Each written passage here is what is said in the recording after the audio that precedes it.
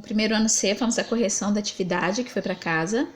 Leia o segmento a seguir retirado do sermão da 60ª de Padre Antônio Vieira e assinale a alternativa que preenche corretamente a lacuna.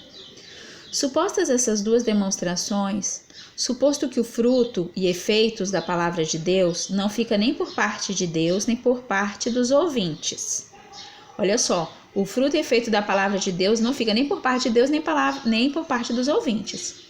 Segue-se por consequência clara que fica por parte do pregador, quer dizer, a palavra de Deus só vai dar frutos e produzir efeitos como responsabilidade do pregador. E assim é. Sabeis, cristãos, porque não faz fruto a palavra de Deus? Por culpa dos pregadores. Tá vendo que ele tá pondo a culpa nos pregadores. Sabeis, pregadores, porque não faz fruto a palavra de Deus? Por culpa nossa. Mas como em um pregador há tantas qualidades e em uma pregação tantas leis, e os pregadores podem ser culpados em todas, em qual consistirá esta culpa? Aí nós temos então a questão, no pregador pode-se considerar 5 circunstâncias. Então vamos analisar a pessoa, a ciência, o evangelho, a oratória, mas os cânticos são uma circunstância do pregador? Não, né? Deus, a fé, a matéria, o estilo e a voz, né? Deus é Deus, tá? Então a gente não pode colocar Deus como circunstância do pregador. Circunstância do pregador é aquilo que diz respeito somente a ele. Então elimina-se a letra B e a letra C por ter Deus, porque não são circunstâncias do pregador, né? A pessoa, a fé, o evangelho, o estilo e os cânticos de novo, então você elimina essa aqui. Então a única que pode completar no pregador podem se considerar 5 circunstâncias: a pessoa do pregador, a ciência da qual ele fala, a matéria da qual ele fala, o estilo que ele utiliza, se ele é mais simples ou dificultoso, né? E a própria voz que ele utiliza para falar então com quem está ouvindo. Aí a gente vem assinale a alternativa correta sobre os 3 sermões de Padre Antônio Vieira. Todos os sermões do Padre Antônio Vieira, dessa literatura seiscentista, gente, eles são sempre peças exemplares da retórica.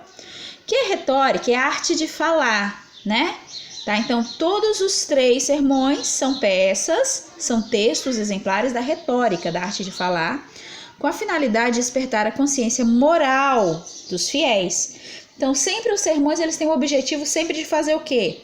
Despertar para o que é certo, né? Porque o papel da literatura seiscentista ou literatura barroca, do barroco, é evangelizar.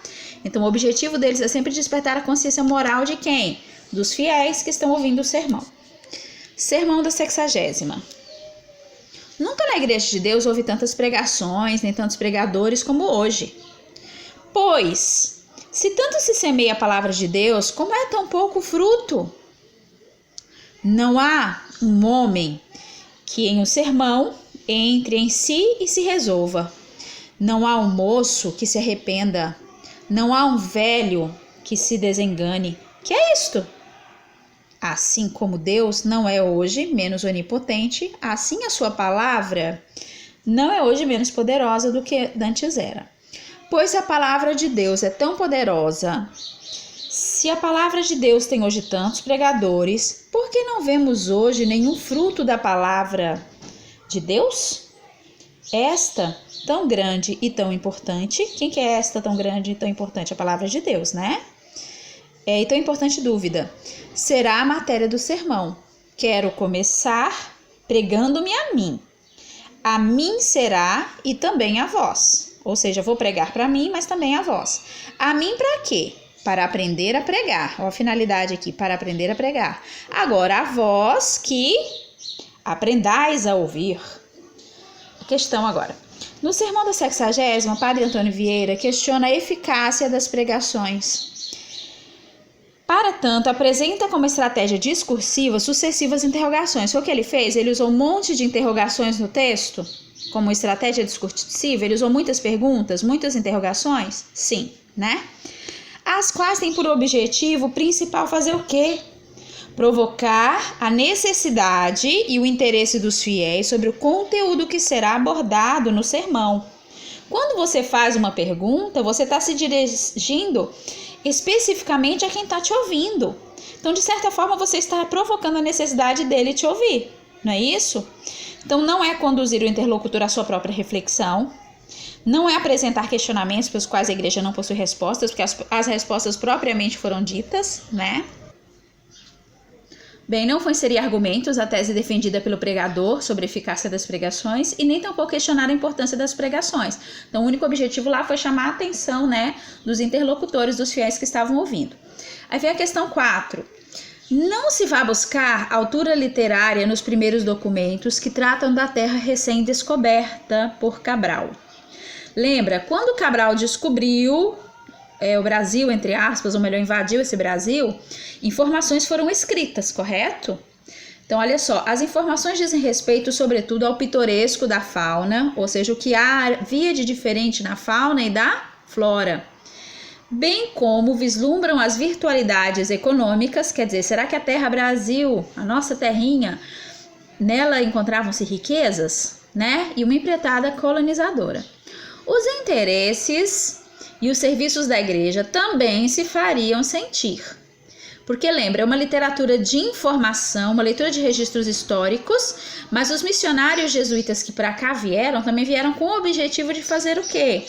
Catequizar os índios, ensinar a cristandade, o cristianismo aos índios. Então também vieram os missionários jesuítas que difundem a fé cristã e fundam a primeira escola, abrindo caminho para a forte presença que teria a representação da Santa Sé junto ao poder colonial, a futura monarquia e mesmo república. Percebam que aqui fala sobre essa literatura de informação quientista, que foi a primeira literatura existente no Brasil. Atente para os segmentos, né? A gente tem, não é menos admirável outra planta que nasce nos ramos de qualquer árvore e ali cresce. E dá um fruto grande, muito doce, chamado caragatá. E entre suas folhas se acha todo o verão, água frigidíssima. Então aqui percebam que há uma descrição da natureza brasileira, correto? Bom, a esse nome Brasil, que se ajuntou por respeito a um pau chamado desse nome, né? Aí fala do pau Brasil, que dá uma tinta vermelha, estimado por toda a Europa, que só desta província se leva para lá, ou seja, dessa província que foi encontrada no Brasil se leva para Portugal. Então também faz parte da literatura quientista, que é informativa. Agora o 3, de William James Woronoff, a transfiguração de tabu em totem antropofagia. Aí eu pergunto a vocês, por um acaso, esse aqui fala sobre literatura de informação? Não. Então vem, constitui exemplo da literatura de informação, a literatura quientista, produzida nos primeiros tempos da nossa colonização, o que está somente no 1 e no 2, ou seja, o 1 pertence à literatura quientista e o 2 pertence à literatura quientista também. Essa questão agora, o 5, ela é repetida, nós já trabalhamos ela em junho, né? Ordem jesuíta foi claramente inspirada em sua forma de organização nas estruturas militares da Idade Moderna. Inclusive, seu fundador foi um militar, né? A ordem jesuítica, o seu fundador foi um militar, ferido em combate, cujo nome era Inácio de Loyola. Então, foi ele, o militar, responsável pela criação dos jesuítas. Companhia de Jesus exerceu durante quase todo o período colonial um importante papel na atuação conjunta à coroa portuguesa no processo de colonização brasileira. Quer dizer, foram os jesuítas, essa Companhia de Jesus, que foi responsável por catequizar os índios, né? Então eles foram importantes no processo de colonização do Brasil. Controlou a educação no período, né? A primeira escola aberta foi uma escola jesuítica, né? E realizou a assimilação de algumas tribos indígenas à nova sociedade, né? Quer dizer, foi uma relação amistosa graças aos padres jesuítas, que viam os índios como pessoas e não como animais. Bom, que estava se constituindo. Porém, em decorrência dos ideais iluministas e da influência que exercia sobre alguns governantes no século XVIII, quer dizer, essas ideias iluministas iam contra né, esse controle em si da igreja, né? Então a Companhia de Jesus, ela foi suprimida, ela foi retirada, ela foi expulsa dos territórios portugueses por quem? Pelo Marquês de Pombal. Ele foi responsável por expulsar, ou seja, por suprimir a ordem jesuítica de todo e qualquer território português. Se o Brasil pertencia a Portugal, obviamente a ordem jesuítica foi expulsa também por ele, né? Então, responsável por essa expulsão, o Marquês de Pombal. Essa questão aqui bem óbvia, né? Cronológica e estilisticamente, ou seja, de acordo com o tempo, de acordo com o estilo, o padre José de Anchieta encontra-se onde? No quinhentismo, na literatura quinhentista. Ou seja, ele era um jesuíta. O padre Anchieta, ele era jesuíta. Vocês estudaram sobre ele desde a primeira fase do ensino fundamental.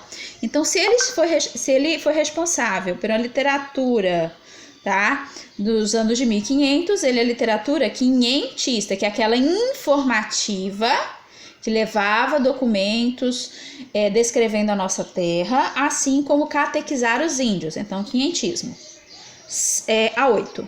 Sobre a literatura produzida no primeiro século da vida colonial brasileira, é correto afirmar que, quer dizer, o primeiro século de 1500, né, até ali, 1600. Então, o primeiro século, a nossa literatura ela era constituída por documentos que informam acerca da terra brasileira e pela literatura jesuítica. Então, a literatura quinhentista, resumidamente, é isso aqui. Constituída por documentos que informam acerca da nossa terra, nossa flora, nossa fauna, questões econômicas, se aqui iria encontrar-se riqueza, ouro, prata, pedras preciosas, e também pela literatura jesuítica, que era primordialmente o quê? Né? Catequética.